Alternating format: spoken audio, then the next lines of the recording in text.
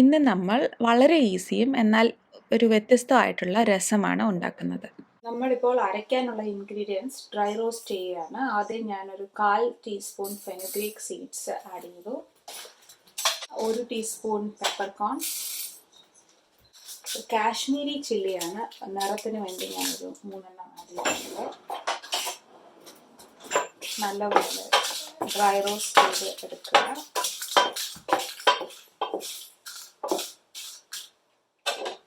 Cumin seeds ഉണ്ടെങ്കിൽ അതിടുന്നതായിരിക്കും നല്ലത്. എൻ്റെ കയ്യിൽ ഇപ്പോൾ അതില്ലാത്തത് കൊണ്ട് ഞാൻ ക്യുമിൻ പൗഡർ തന്നെയാണ് ആഡ് ചെയ്യുന്നത്.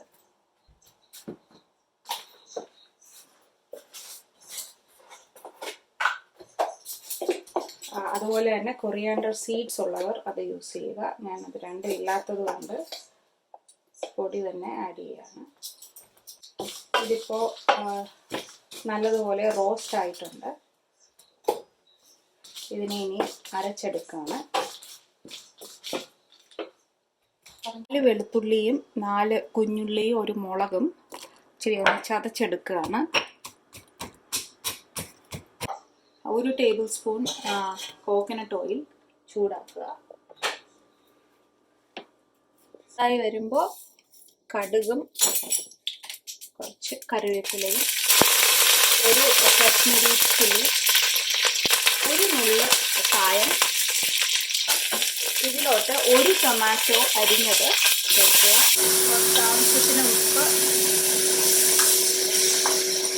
നേരത്തെ അരച്ച് വെച്ചിരുന്ന മിക്സ്ചർ ആഡ് ചെയ്യുക.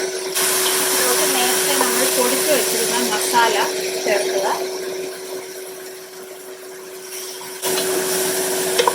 1/4 ടീസ്പൂൺ മഞ്ഞൾപ്പൊടി, 1 ടേബിൾ സ്പൂൺ പുളി ചേർക്കുക.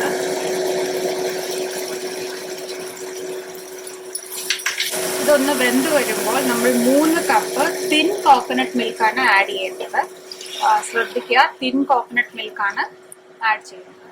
3 കപ്പ്.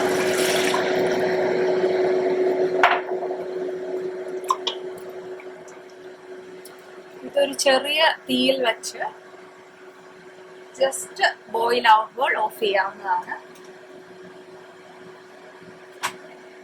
ഫൈനലി കൊറിയാണ്ടർ ലീവ്സ് വെച്ച് ഗാർണിഷ് ചെയ്യാം. നിങ്ങളുടെ ടേസ്റ്റ് അനുസരിച്ച് ചേർക്കാം. ഇപ്പോൾ രസം റെഡി ആയിട്ടുണ്ട്. ഇത് അടുത്ത ദിവസം എടുക്കുമ്പോഴാണ് കൂടുതൽ ടേസ്റ്റ്.